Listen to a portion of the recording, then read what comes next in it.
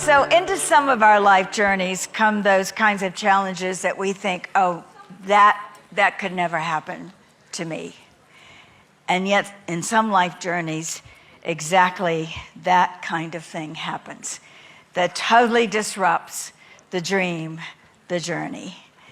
It happened to our next guest, and how she coped and what she's done now to build her work going forward is such an inspiration. Please welcome to the stage, Teresa Jorege.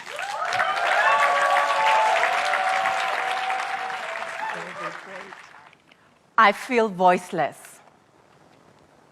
I feel betrayed. I feel angry. I feel lost. I feel confused. I feel hopeless. How could they make such a huge mistake and continue on with life as if nothing happened, with no repercussions whatsoever to the mistake they've done? What just happened?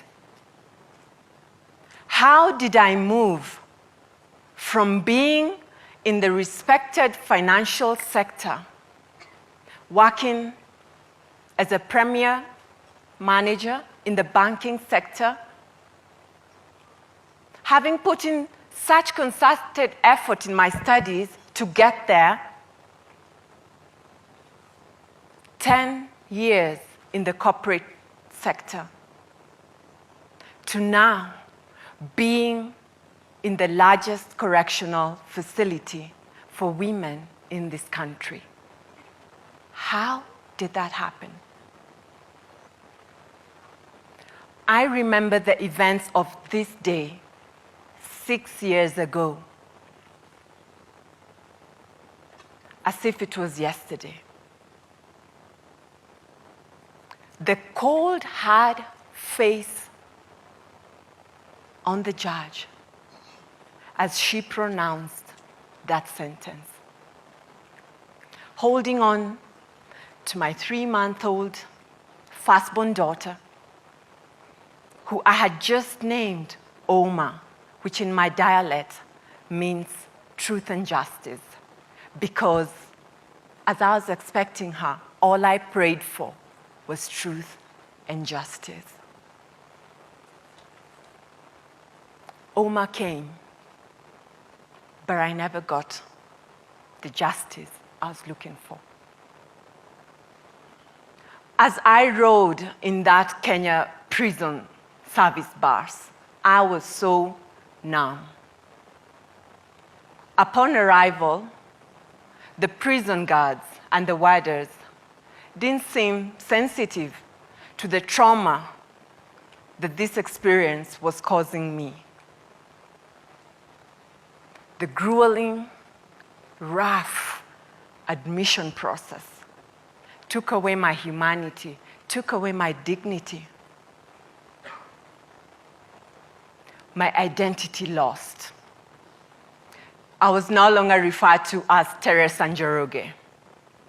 The number 415/11 was my new identity.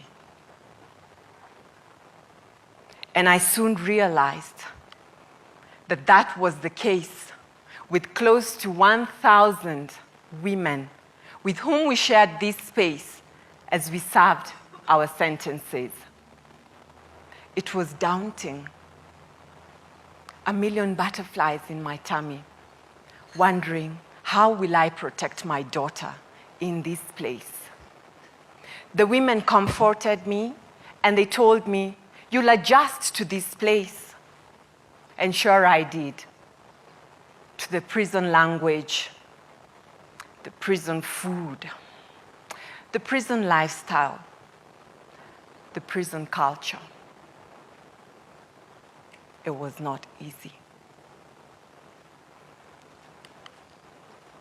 I happened to handle a fraudulent transaction unknowingly at the bank where I worked.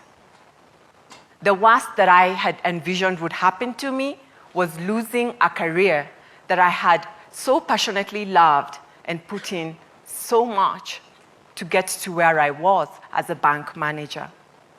What I had not seen come my way was the arrest, the malicious prosecution, and the false imprisonment. Now in the media for all the wrong reasons, a bank thief.